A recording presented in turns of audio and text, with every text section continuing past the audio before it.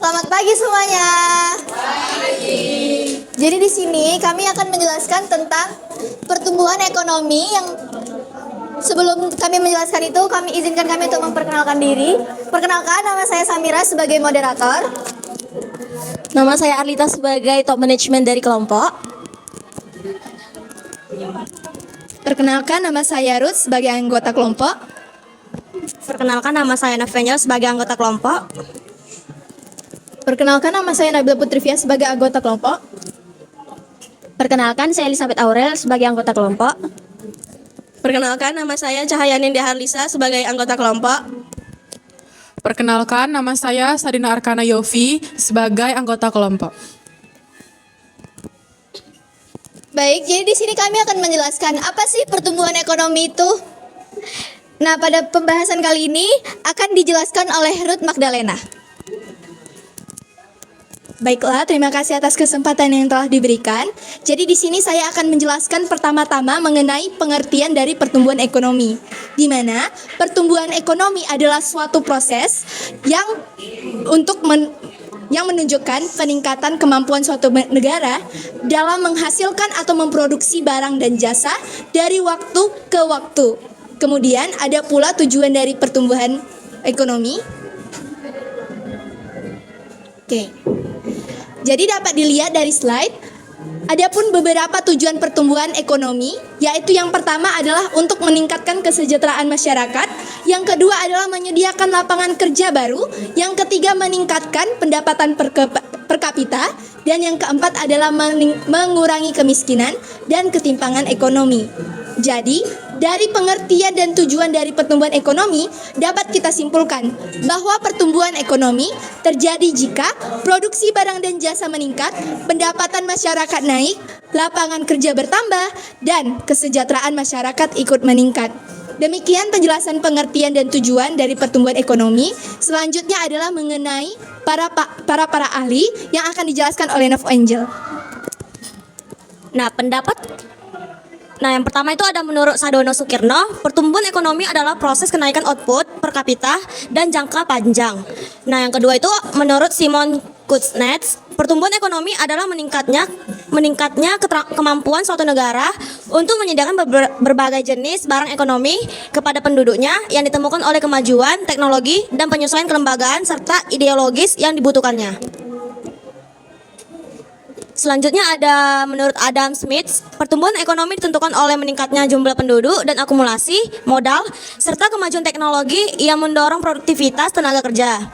Nah, yang terakhir ada menurut Michael P. Todaro, pertumbuhan ekonomi adalah proses peningkatan kapasitas produktif suatu negara yang diwujudkan dalam bentuk peningkatan pendapatan nasional secara berkelanjutan.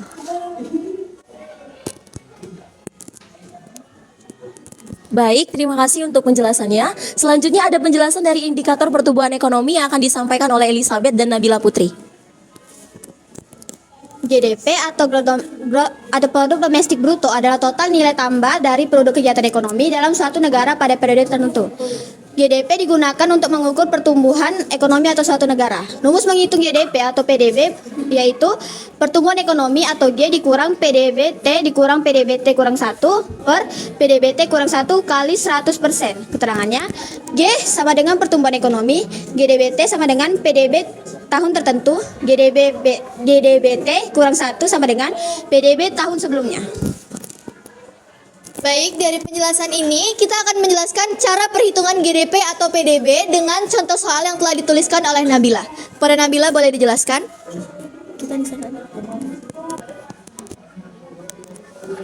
Jadi di sini saya akan menjelaskan cara menghitung indikator pertumbuhan ekonomi dengan GDP. Jadi di sini contoh soalnya, diketahui bahwa data GDP suatu negara pada tahun 2021 adalah 2.500 miliar rupiah dan pada tahun 2022 adalah 2.750 miliar rupiah. Yang ditanya adalah pertumbuhan ekonomi negara tersebut pada tahun 2022.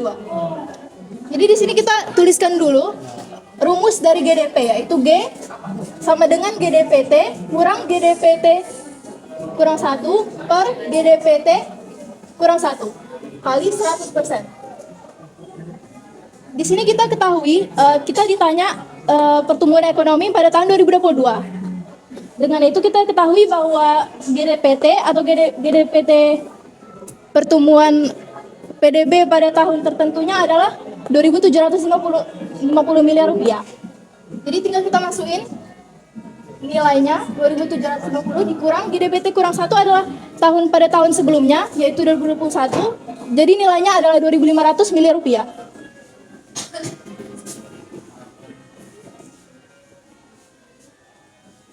Dan GDPT kurang satunya tinggal dituliskan lagi di bawah.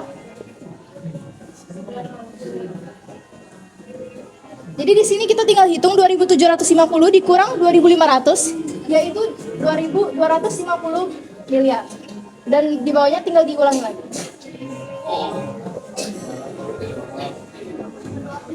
2.500 dibagi 2.250 dibagi 2.500 yaitu 0,1 dikali 100 menjadi 10%. Jadi di sini kita tahu bahwa pertumbuhan ekonomi dengan GDP pada tahun 2022 suatu negara adalah 10%. Oke, baik, terima kasih kepada Nabila dan juga Elizabeth yang telah menjelaskan tentang perhitungan GDP ataupun PDB. Selanjutnya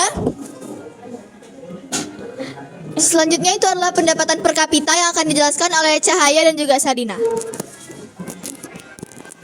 Nah, pada tujuan pertumbuhan ekonomi tadi ada salah satu tujuannya itu adalah meningkatkan pendapatan per kapita. Tapi apa sih sebenarnya pendapatan per kapita itu? Jadi, pendapatan per kapita itu adalah sebuah rata-rata pendapatan setiap penduduk dalam 1 tahun. Nah, jadi dalam negara itu ada sebuah rata-rata pendapatan, maka itu disebut sebagai pendapatan per kapita. Ini biasanya digunakan untuk mengukur tingkat kemakmuran dan kesejahteraan masyarakat yang ada di suatu negara tersebut. Nah, rumus menghitung pendapatan per kapita adalah pendapatan per kapita sama dengan pendapatan nasional dibagi jumlah penduduk. Nah, pendapatan nasional ini dapat diukur dari PDB atau produk domestik bruto dan juga PNB ataupun produk nasional bruto. Nah, fungsi dan tujuan pendapatan per kapita itu yang pertama adalah sebagai indikator kesejahteraan masyarakat, lalu yang kedua adalah sebagai alat perbandingan antar negara atau juga waktu, dan yang ketiga itu sebagai tolak ukur pertumbuhan ekonomi, dan yang keempat itu sebagai dasar kebijakan ekonomi pemerintah. Lalu ada juga jenis-jenis pendapatan per kapita. Yang pertama itu nominal. Nah, nominal itu berdasarkan harga yang berlaku, jadi belum dikurangi inflasi dan bisa menyesatkan karena dipengaruhi oleh inflasi. Ada juga rumus untuk mencari pendapatan per kapita nominal yaitu PDB nominal dibagi jumlah penduduk. Nah, di sini ada juga contoh soal dari bagaimana kita mendapatkan pendapatan per kapita.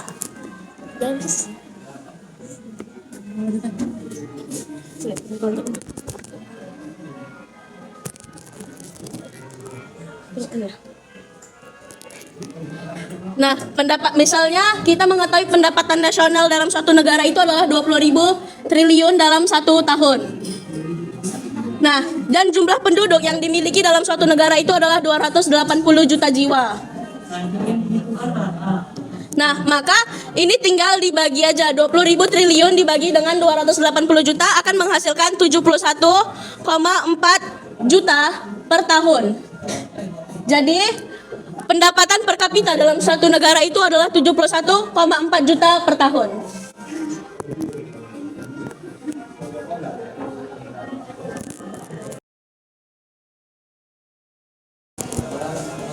Selanjutnya akan dijelaskan oleh Sadina. Baik, di sini saya akan menjelaskan jenis pendapatan per kapita yang kedua, yaitu adalah real. Real ini adalah berdasarkan harga konstan atau harga tetap yang setelah memperhitungkan inflasi. Real ini lebih akurat menggambarkan daya beli. Pendapatan per kapita real itu memiliki rumus pendapatan per kapita real sama dengan pendapatan per kapita nominal per indeks harga dalam bentuk desimal. Lalu hubungannya dengan pertumbuhan ekonomi, jika pendapatan nasional tumbuh lebih cepat dari jumlah penduduk, pendapatan per kapita naik. Jika penduduk tumbuh lebih cepat, pendapatan per kapita turun. Lalu selanjutnya saya akan menjelaskan tentang faktor-faktor yang mempengaruhi.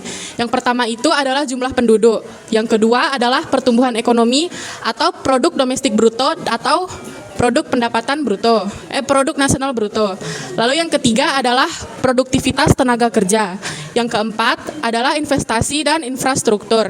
Yang kelima, kualitas SDM. Yang keenam, stabilitas politik dan ekonomi. Yang ketujuh, inflasi dan distribusi pendapatan. Lalu keterbatasan pendapatan per kapita itu ada yang pertama, tidak menunjukkan pemerataan pendapatan. Yang kedua, tidak mencerminkan kualitas hidup. Lalu yang ketiga, tidak menghitung kegiatan non-pasar. Dan yang terakhir, dapat meningkat semua akibat inflasi. Oke, baik. Terima kasih. Terima kasih kepada Sadina. Baik, terima kasih atas penjelasan mengenai pendapatan per kapita dan juga GDP. Selanjutnya kami akan membahas tentang teori pertumbuhan ekonomi yang akan dijelaskan oleh Kirana, yaitu mulai dari teori pertumbuhan ekonomi secara klasik. Kepada Kirana dipersilahkan. Nah, di sini saya akan membacakan tentang teori pertumbuhan ekonomi klasik. Di sini saya akan memaparkan lebih rinci lagi tentang teori tersebut. Teori abad ke-18 sampai 19 yang menjelaskan pertumbuhan ekonomi terjadi melalui akumulasi modal, pertumbuhan penduduk, dan kemajuan teknologi. Tokohnya percaya pada mekanisme pasar bebas atau invisible hand tanpa banyak campur tangan pemerintah. Faktor yang mempengaruhinya, yang pertama, tenaga kerja, jumlah dan kualitas pekerja menentukan besar kecilnya produksi. Yang kedua, modal, hasil dari tabungan dan investasi yang digunakan untuk menambah alat produksi. Yang ketiga, sumber daya alam atau SDA, ketersediaan tanah, air, dan bahan mentah membatasi atau mendukung pertumbuhan. Yang keempat, teknologi, inovasi dan kemajuan alat produksi meningkatkan efisiensi kerja, dan pembagian kerja, spesialisasi membuat pekerjaan lebih cepat dan hasil lebih banyak. Baik, terima kasih untuk Kirana. Selanjutnya, adapun ciri-ciri dan kelebihan serta kelemahan dari teori pertumbuhan ekonomi klasik yang disampaikan oleh Jelita. Oke, baik. Di sini saya akan menjelaskan apa itu ciri-ciri, kelebihan, serta kelemahannya. Yang pertama itu ada ciri-cirinya. Ekonomi klasik percaya pada dasar pasar bebas, pertumbuhannya bersifat alami, kemudian pentingnya tabungan dan investasi, dan adanya batas pertumbuhan karena sumber daya alam terbatas. Kemudian yang kelebihannya ada dasar teori modern, tekanan peranan modal dan produktivitas. Kelemahannya itu ada ekonomi klasik terlalu percaya pada pasar bebas dan mengabaikan peran pemerintah dan aspek sosial. Baik, terima kasih kepada Jelita. Selanjutnya itu adalah tokoh dan juga pemikir utama pada sistem ekonomi klasik yang akan dijelaskan oleh Mauliza. Baik, dari sini tokohnya ada Adam Smith yang menyatakan pertumbuhan ekonomi terjadi karena spesialisasi dan akumulasi modal, produktivitas naik, tabungan dan investasi bertambah, ekonomi tumbuh terus. Di sini ada Malthus menyatakan bahwa pertumbuhan penduduk lebih cepat dari sumber daya menyebabkan timbul kemiskinan dan hambatan ekonomi. Yang ketiga ada David Ricardo. David Ricardo ini menyatakan pertumbuhan ekonomi akan berhenti di stationary state karena keterbatasan sumber daya alam. Yang keempat ada John Stuart Mill menyampaikan bahwa pentingnya menekankan pemerataan, kesejahteraan, pendidikan, dan moral agar pertumbuhan ekonomi tidak timpang. Nah, selanjutnya itu adalah teori pertumbuhan ekonomi neoklasik yang akan dijelaskan oleh Lini. Baik, di sini teori pertumbuhan ekonomi neoklasik yang menjelaskan bahwa pertumbuhan ekonomi juga menjelaskan tentang jangka panjang yang ditentukan oleh tenaga kerja, modal, dan juga kemajuan teknologi. Terus yang kedua itu ada ciri-ciri dari pertumbuhan ekonomi neoklasik. Nah, ada beberapa ciri-cirinya. Itu yang pertama itu pertumbuhan dipengaruhi oleh modal, tenaga kerja, dan juga kemajuan teknologi. Yang kedua itu teknologi modern meningkatkan produktivitas dan output. Nah, yang ketiga itu individu rasional dalam mengambil keputusan ekonomi. Yang keempat, pasar cenderung seimbang karena harga menyesuaikan secara otomatis. Nah, yang kelima itu ada bertujuan mencapai efisiensi Pareto atau tanpa merugikan pihak-pihak lain. Nah, yang keenam itu ada fokus pada jangka panjang, pertumbuhan ekonomi stabil dan berkelanjutan. Yang ketujuh adalah pasar itu bisa menjadi fleksibel, yaitu modal dan tenaga kerja dapat saling menggantikan. Baik, selanjutnya akan dijelaskan oleh Wilda. Nah, di sini saya akan menjelaskan tokoh pemikiran utama, yaitu ada pertama Robert Solow. Semakin tinggi tabungan dan investasi, semakin tinggi pertumbuhan ekonomi. Menekankan peran teknologi dalam meningkatkan output. Contohnya itu seperti investasi dan teknologi baru, produktivitas naik, dan ekonomi tumbuh. Nah, ada juga kelebihan dari kekurangan dari Robert Solow ini. Itu kelebihannya ada realistis dan dipakai luas. Kekurangannya itu ada sulit mengukur pengaruh teknologi dan dianggap semua negara sama padahal berbeda. Saya akan menuliskan rumus.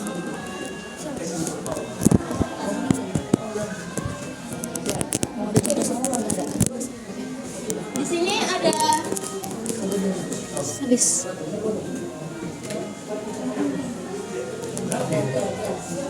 Di sini ada Q sama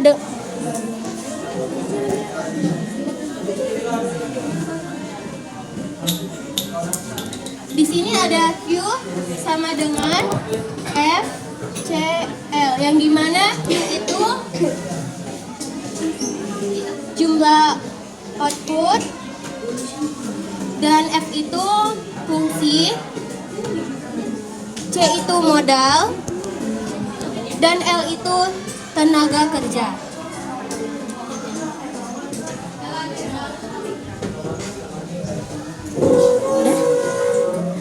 Baik, terima kasih untuk Wilda. Selanjutnya ada tokoh pemikiran dari Joseph Schumpeter yang akan disampaikan oleh Nabila.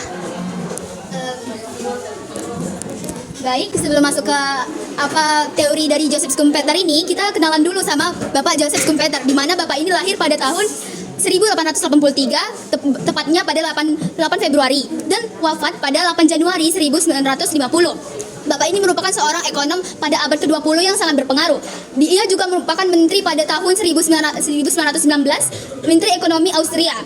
Oke, langsung aja kita ke apa teori yang dikemukakan oleh Bapak tersebut. Di mana inovasi yang dilakukan oleh pengusaha atau entrepreneur merupakan kunci utama penggerak dari berjalannya pertumbuhan ekonomi. Nah, faktor utamanya itu ada pemanfaatan teknologi baru yang dimana contohnya itu misalnya kita mempunyai smartphone yang canggih. Nah, awalnya kita cuma pakai buat telepon atau SMS, tapi ternyata banyak pengusaha kreatif yang berpikir untuk menciptakan seperti aplikasi Gojek, Grab, dan TikTok. Nah, secara singkat teknologi yang sudah ada dirombak lagi supaya fungsi dan nilainya menjadi lebih tinggi.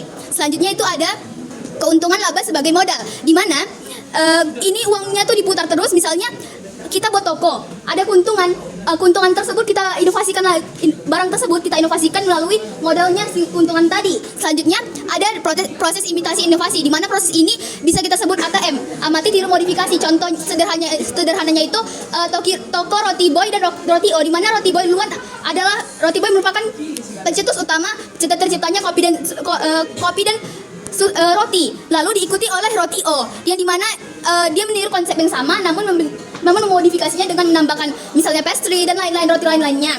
Nah, contohnya itu ada Gojek dan Tokopedia yang muncul karena inovasi yang menambah lapangan kerja. Kelebihan dari teori Joseph Schumpeter ini adalah dorongan kreativitas dan relevan di era modern. Yang kekurangannya adalah sulit diukur secara kuantitatif karena fokusnya ke modal, di mana berbeda dengan teori sebelumnya di Robert Solon, dia memiliki rumus matematis untuk teorinya, sedangkan Joseph Schumpeter ini dia lebih mendorong ke arah pemahaman kualitatif dibanding kuantitatif. Selanjutnya, selanjutnya ada Bapak Harrod dan Domar. Mereka merupakan dua orang yang berbeda, namun memiliki teori yang sama. Di mana Harrod ini memiliki nama Sir Henry Roy Forbes Harrod, lahir pada 13 Februari 1900 di Inggris, meninggal pada 8 Maret 1978. Dia merupakan kontribusi utamanya di dalam pertumbuhan ekonomi, yaitu menggunakan model pertumbuhan Harrod-Domar. Sama juga dengan Bapak Domar yang memiliki nama lengkap F.C. David Domar, lahir pada 16 April 1914 dan meninggal pada 1 April 1997. Nah, kita langsung aja masuk ke teorinya. Di mana pertumbuhan ekonomi di mana dikatakan pada teori Harrod-Domar, pertumbuhan ekonomi terjadi jika tabungan dan investasi meningkat. Nah, hubungan antara modal dan produktivitas tenaga kerja penting untuk pertumbuhan yang stabil. Contohnya ketika tabungan naik, investasi juga naik, produksi naik, dan ekonomi semakin bertumbuh. Kelebihannya mudah dipahami karena rumusnya ini cukup mudah dipahami kita dan digunakan di pemerintahan dan berguna untuk kebijakan di investasi. Nah, kekurangannya itu tidak perhitungan teknologi karena dia fokusnya kepada investasi dan menganggap investasi selalu lancar. Padahal kita juga punya ide brilian atau inovasi baru yang bisa membuat pertumbuhan ekonomi semakin melaju. Ada model pertumbuhan dari Harrod-Domar yang dimana pertumbuhannya itu tabungan investasi itu seperti tabungan ke investasi. Contohnya itu kita nabung di bank. Saat uang kita di bank itu tidak hanya diam, tapi uang kita itu disalurkan kepada individu atau perusahaan dalam bentuk pinjaman. Setelah itu masuk ke investasi dan ke ke pertumbuhan ekonomi. Investasi ini sangat penting karena menciptakan lapangan kerja, meningkatkan produksi dan menghasilkan produk baru. Nah, semua kegiatan ini akan mendorong pertumbuhan ekonomi. Yang terakhir itu adalah pertumbuhan ekonomi ketabungan. Ketika ekonomi bertambah, pendapatan masyarakat juga cukup meningkat. Nah, di mana ketika pendapatan masyarakat meningkat, mereka mempunyai kemampuan untuk menabung di lebih banyak. Selanjutnya ada contoh soal mengenai rumus menghitung pertumbuhan ekonomi menurut Hardomar. Ada soalnya sih. Aku buat soalnya. Boleh. Tapi langsung diketahui ya. Iya, diketahui. Ini apa sih?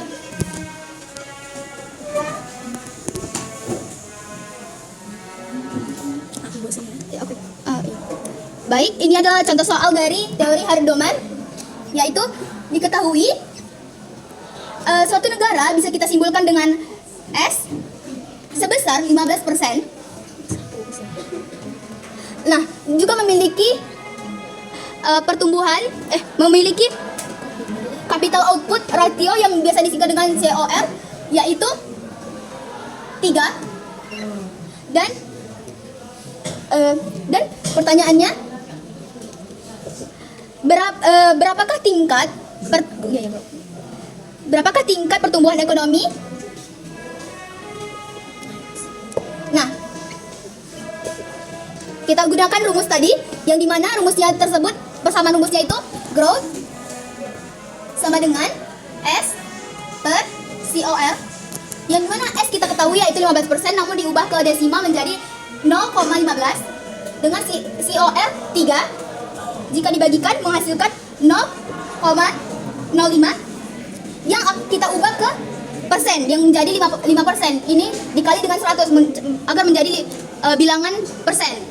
Nah, hasil akhirnya adalah 5%, di mana tingkat pertumbuhan ekonomi suatu negara tersebut adalah 5%. Mungkin cukup sekian dari pemaparan teori neoklasik. Akan dilanjutkan oleh Arlita. Baik, terima kasih untuk Nabila. Sekian penjelasan dari teori pertumbuhan ekonomi neoklasik. Selanjutnya kita akan lanjut ke dalam teori pertumbuhan ekonomi historis. Baik, selanjutnya itu adalah teori pertumbuhan ekonomi historis yang akan dijelaskan oleh Sahrani. Di sini saya akan menjelaskan tentang teori pertumbuhan ekonomi historis. Teori pertumbuhan ekonomi historis menjelaskan bahwa perkembangan ekonomi dapat didasarkan pada sejarah suatu negara. Pertumbuhan ekonomi dipengaruhi oleh sosial, politik, budaya, dan kelembagaan dan proses evolusi masyarakat. Di sini ada tokoh pemikiran utama teori historis. Yang pertama ada Friedrich List dari tahun 1789 hingga 1846. Friedrich List adalah salah satu tokoh mazhab sejarah yang berasal dari Jerman yang membagi tahapan pertumbuhan ekonomi berdasarkan kebiasaan masyarakatnya. Adapun tahapnya adalah yang pertama, masa berburu dan mengembara. Di masa ini manusia hidup nomaden atau berpindah-pindah untuk mencari makanan dan memenuhi kebutuhan hidup lainnya. Yang kedua adalah masa beternak dan bertani. Masyarakat pada masa ini sudah mulai menetap dan juga melakukan ternak serta tani untuk memenuhi kebutuhan hidup yang beragam. Yang ketiga adalah pertanian dan kerajinan. Di masa ini, masyarakat meningkatkan produksi pertanian dan melakukan kerajinan tangan untuk memenuhi kebutuhan hidup yang beragam. Lalu yang terakhir adalah kerajinan industri dan perdagangan. Di masa ini sudah muncul kota, industri, dan perdagangan internasional karena sudah meningkatnya produksi dan distribusi. Yang kedua akan dilanjutkan oleh Meisha.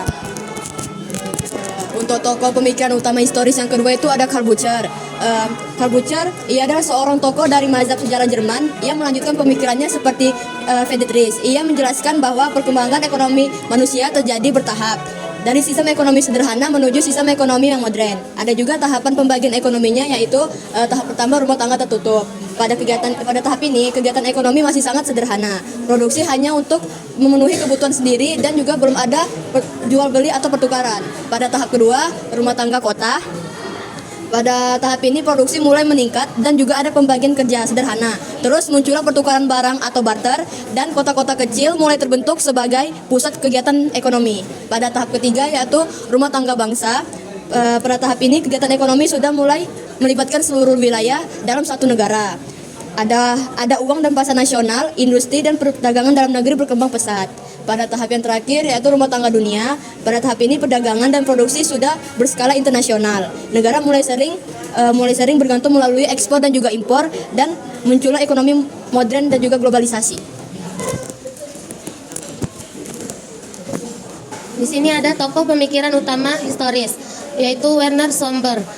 Werner Somber ialah pertumbuhan ekonomi dipengaruhi organisasi dan ideologi masyarakat. Di sini ada dibagi menjadi 3 tahap. Tahap pertama, perekonomian tertutup. Perekonomian tertutup itu ada sistem kekeluargaan, desa, atau feodal. Tahap kedua ada kerajinan dan pertumbuhan. Kerajinan dan pertumbuhan itu ada pembagian kerja dan pertukaran hasil. Yang ketiga ada kapitalis. Kapitalis dibagi menjadi 4 contoh. Yang pertama kapitalis purba. Kapitalis purba itu ekonomi sederhana. Kapitalis media atau tengah mulai orientasi laba. Kapitalis raya atau tinggi itu monopoli dan industri besar. Dan yang terakhir kapitalis akhir itu menuju sosialisme dan pemerataan kesejahteraan.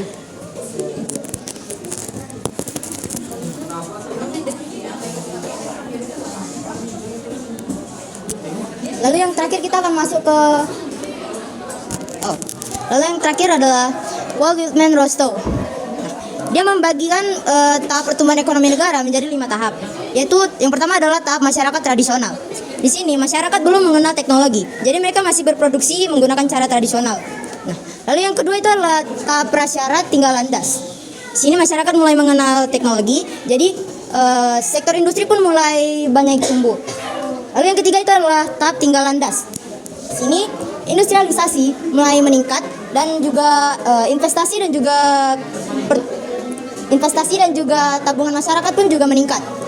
Lalu yang keempat itu adalah tahap kematangan ekonomi.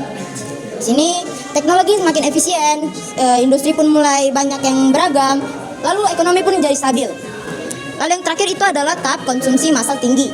Di sini konsumsi akan barang dan jasa pun mulai meluas dan ekonomi pun berfokus pada tujuan untuk menjaga kemakmuran untuk menuju negara maju.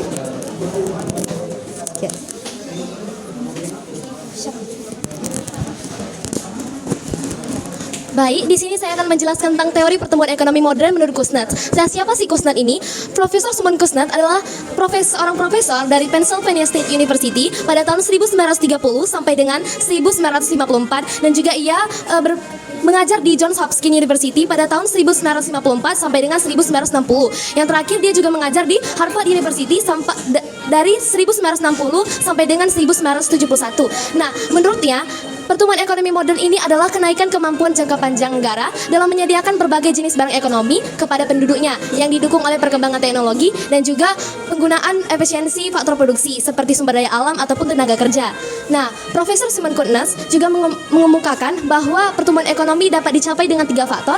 Yang pertama adalah peningkatan persediaan barang seperti infrastruktur maupun sumber daya alam ataupun sumber daya modal. Yang kedua adalah perkembangan teknologi. Perkembangan teknologi ini adalah inovasi ataupun pembaharuan teknologi supaya produksi itu lebih cepat dan efisien. Nah, yang ketiga ada penggunaan teknologi efektif. Nah, penggunaan teknologi ini saja tidak cukup, harus disertai dengan sumber daya manusia yang terampil dan terdidik. Baik, selanjutnya itu adalah karakteristik pertumbuhan ekonomi modern menurut Kuznets. Kuznets membagi proses pertumbuhan ekonomi pada hampir semua negara-negara maju menjadi beberapa karakteristik. Yang pertama ada variabel ekonomi agregatif, pertumbuhan output per kapita dan penduduk tinggi, kenaikan produktivitas menjadi produksi terutama tenaga kerja. Yang kedua variabel transformasi struktural, transformasi struktur ekonomi cepat, pertumbuhan struktur sosial dan ideologi signifikan. Yang ketiga ada pertumbuhan ekonomi internasional, negara maju mencari pasar dan bahan baku global. Pertumbuhan hanya terjadi pada kurang lebih sepertiga populasi dunia. Baik, itu dia penjelasan dari teori pertumbuhan ekonomi historis dan modern. Selanjutnya kita akan masuk ke dalam faktor-faktor yang mempengaruhi pertumbuhan ekonomi. Baik, selanjutnya adalah penjelasan faktor-faktor yang mempengaruhi pertumbuhan ekonomi dimulai dari faktor ekonomi yang akan dijelaskan oleh Kak Isatul.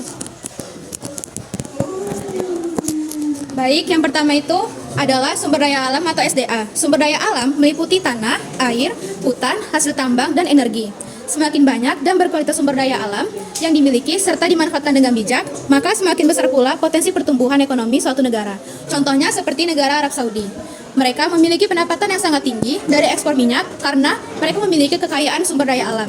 Yang kedua adalah sumber daya manusia atau SDM.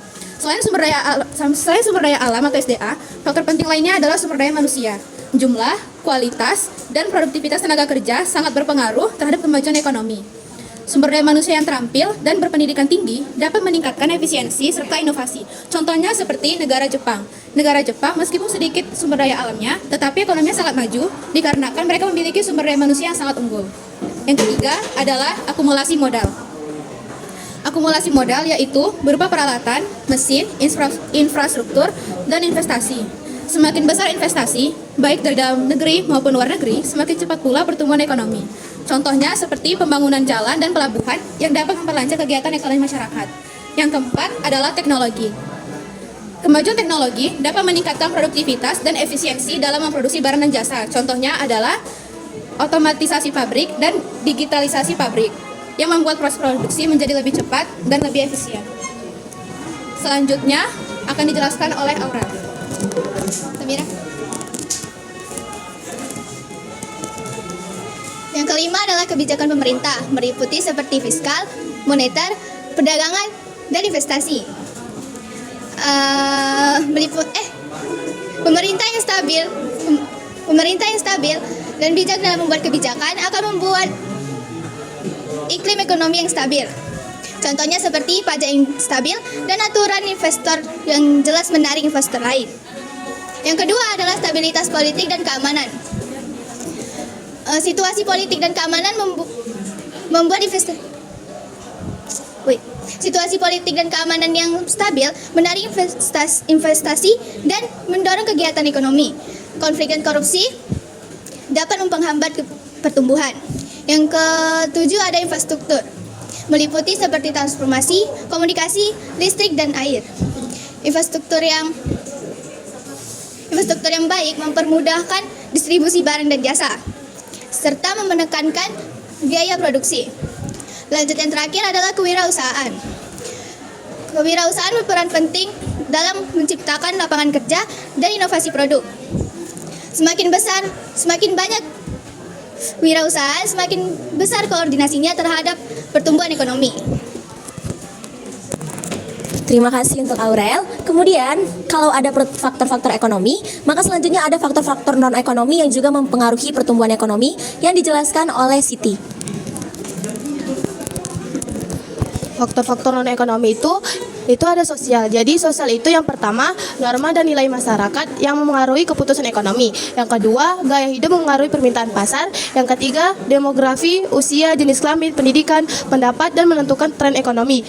Yang kedua, itu ada budaya. Jadi yang pertama itu ada tradisi dan adat memengaruhi pola konsumsi, investasi. Yang kedua, agama membentuk etika bisnis dan keputusan ekonomi. Yang ketiga, bahasa memengaruhi komunikasi dan strategi pemasaran. Jadi selanjutnya itu ada teknologi. Yang pertama, inovasi menciptakan efisiensi dan produk baru. Yang kedua, otomatisasi memengaruhi tenaga kerja. Yang ketiga, itu ada internet dan media sosial mengubah pola interaksi dan bisnis. Dan yang keempat itu ada hukum. Yang pertama itu adalah perlindungan hak milik mendorong investasi. Yang kedua, aturan kontrak menciptakan kepastian bisnis. Dan yang ketiga, regulasi adil dan transparan mendukung persaingan yang sehat. Yang kelima itu ada lingkungan. Yang pertama itu ada ketersediaan sumber daya memengaruhi produksi. Yang kedua, perubahan iklim berdampak pada pertanian dan pariwisata. Dan yang ketiga itu ada kesadaran lingkungan memengaruhi perilaku konsumen dan kebijakan bisnis. Baik, terima kasih. Itulah tadi penjelasan tentang faktor-faktor pertumbuhan ekonomi, baik secara faktor ekonomi dan juga non-ekonomi. Jadi di sini kesimpulannya, pertumbuhan ekonomi itu adalah peningkatan kemampuan suatu negara dalam menghasilkan barang dan juga jasa. Hal ini dapat terlihat dari indikatornya, naiknya PDB dan juga kesejahteraan masyarakat. Pertumbuhan ini juga dipengaruhi oleh modal, tenaga kerja, teknologi, serta kebijakan pemerintah, dan juga mencerminkan kemajuan serta pemerataan kesejahteraan rakyat. Sekian dari presentasi yang dapat kami sampaikan mengenai pertumbuhan ekonomi. Dari banyak yang telah kami jelaskan, kami buka sesi diskusi agar apa yang belum diketahui oleh teman-teman dapat disampaikan dan ditanyakan kepada kami. Terima kasih. Menurut Plan, apakah pertumbuhan ekonomi Indonesia saat ini sedang merata? Jelaskan alasannya. Bagaimana pengusaha terhadap pertumbuhan ekonomi dalam suatu negara? Ya. Oke. Setelah buatkan presentasi perkembangan ekonomi yang ada di Indonesia. Presentasi dari tahun 2015 sampai sekarang. Oke, baik, di sini kami akan menjawab pertanyaan pertama dari Pato. Apakah pertumbuhan ekonomi di Indonesia sudah merata, dan jelaskan alasannya? Jawabannya sudah merata. Menurut Badan Pusat Statistik (BPS), pertumbuhan ekonomi Indonesia terus berada pada kisaran 5% per tahun sejak tahun 2021 hingga tahun 2024. Setelah pandemi COVID-19, Indonesia kembali pulih dengan cepat, yaitu menandakan bahwasannya ekonomi Indonesia itu meningkat.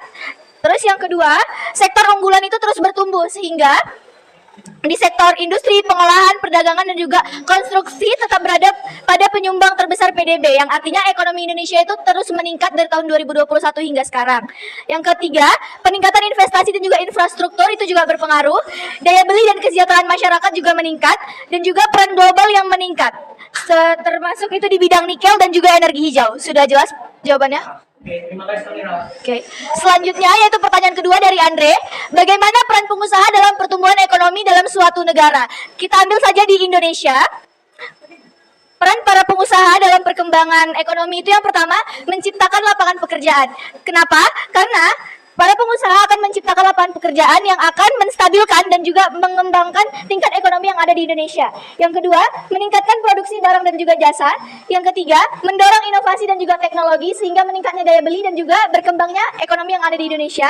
Dan yang terakhir itu meningkatkan pendapatan negara. Sudah cukup jelas jawabannya?